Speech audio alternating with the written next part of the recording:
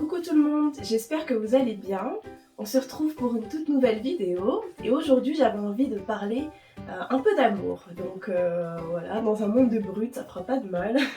Donc aujourd'hui je vais vous parler des 5 langages de l'amour.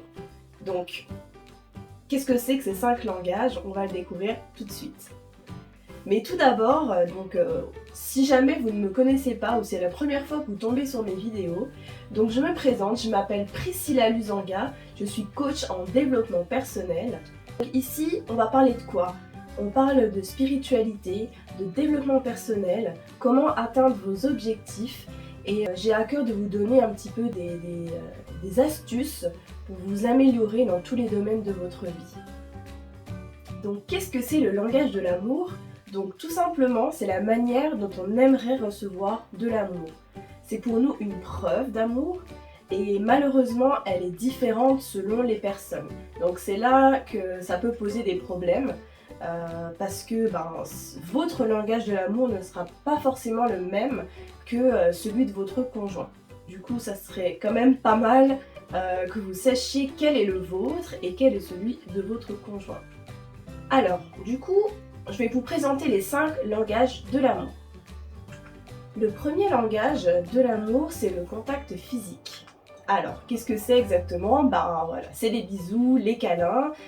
Donc les personnes qui vont avoir ce langage de l'amour vont avoir besoin de se sentir aimées, ils vont avoir besoin de sentir le contact. En fait, par le toucher, les étreintes, le rapprochement physique. Donc voilà, c'est se sentir protégé et soutenu, mais par le contact physique. Ensuite, donc le deuxième langage, c'est les moments de qualité. Alors, qu'est-ce qu'on entend par moment de qualité? En fait, du coup, ça va concerner les personnes qui aiment les moments passés avec leur partenaire. C'est des moments vraiment rien qu'à eux. Où on partage des moments forts. Après, c'est pas forcément des choses extrêmes, c'est pas forcément des choses super romantiques et luxueux, c'est pas toujours des grands hôtels de luxe ou des choses comme ça. Non, ça peut être des simples balades en forêt ou juste regarder une série Netflix au bord du feu, c'est comme vous voulez, mais en fait, c'est vraiment des instants de bien-être et de partage entre vous et en fait votre conjoint, et c'est vraiment un peu loin du monde extérieur, donc c'est vraiment des moments uniques avec votre conjoint. Ensuite, le troisième langage, ce sont les cadeaux. Alors là, je vous vois déjà venir, En fait, ça n'a rien à voir avec le fait d'être matérialiste ou quoi que ce soit, c'est au contraire. En fait, le cadeau, pour la personne, ça va être plutôt un objet souvenir que la personne, elle va chérir, elle va conserver près d'elle pendant longtemps. Et en fait, ce cadeau, ça va lui faire penser à vous, ça va lui faire penser peut-être à des instants que vous avez passés ensemble, ou ça va lui remémorer des choses positives. Donc c'est pas du tout le matérialisme. Donc ça peut être justement une chose qui n'a pas forcément beaucoup de valeur au niveau pécunier, on va dire. Et c'est plutôt quelque chose qui a une valeur plutôt inestimable pour la personne. Donc ça peut être une peluche, un bijou, ou voilà, un petit truc sympa. Ensuite, le quatrième langage, ça va être les paroles valorisantes. Alors, voilà, certaines personnes sont très sensibles aux compliments de la part de leur partenaire. Et ça va avoir une valeur beaucoup plus importante venant de cette personne en particulier. Donc c'est, je sais pas, c'est tu es belle, intelligente, vraiment, tu penses vraiment à tout, je peux vraiment compter sur toi, tu es génial, j'aime ton humour, tu me rends heureux, voilà, vous voyez un petit peu, c'est toutes les paroles qui vont vraiment faire plaisir à la personne. Et ces simples mots sont pour cette personne une grande preuve d'amour en fait. Ensuite, le cinquième langage, c'est les services rendus. Donc, en fait, c'est le fait de rendre la vie de l'autre beaucoup plus facile, en prenant toujours le temps de l'aider au quotidien. Par exemple, l'exemple le plus parlant, ça va être les tâches ménagères, comme la vaisselle, la lessive, les travaux manuels, par exemple dans le jardin. Et en fait, si votre partenaire, par exemple, vous dit « Oh, le gazon, il pousse vraiment vite, bref, et vous, si le même jour vous allez prendre l'initiative d'aller lui tondre le gazon, ça va être pour cette personne une grande preuve d'amour Et voilà, c'est vraiment, par exemple, c'est des petites intentions un petit peu spontanées. Par exemple, vous avez été chercher le pain en sortant du boulot, ben, pour vous c'est peut-être rien du tout, mais pour elle, enfin pour cette personne, elle va se dire, bah, je lui ai rien demandé, mais il l'a fait vraiment de son plein gré, on va dire. Donc voilà, pour cette personne, c'est une preuve d'amour.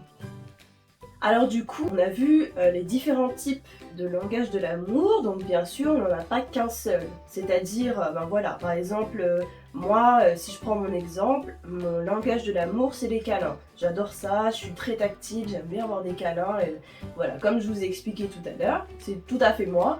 Mais par contre, ben voilà, j'aime aussi le fait que mon chéri, par exemple, on passe des moments de qualité ensemble, ça c'est indéniable. Je pense que tous les couples aiment passer des moments de qualité.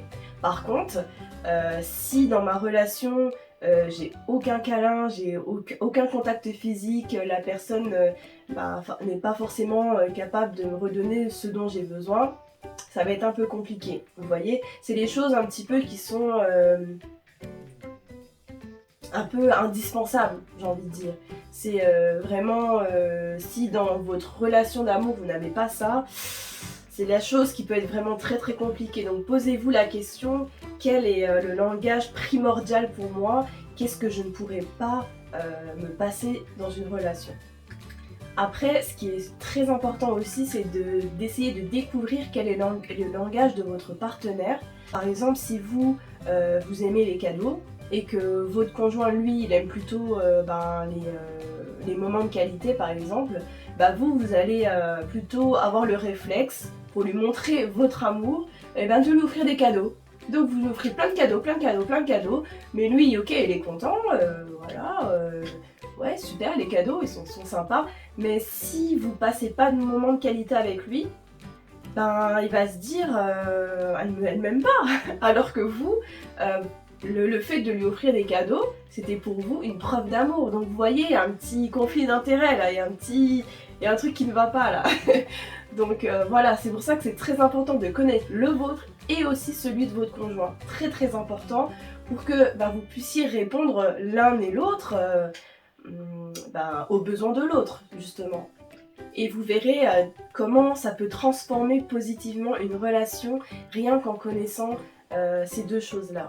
Donc voilà, donc j'espère que cette vidéo vous a aidé et que vous comprenez un peu plus les choses par rapport à ces 5 langages de l'amour.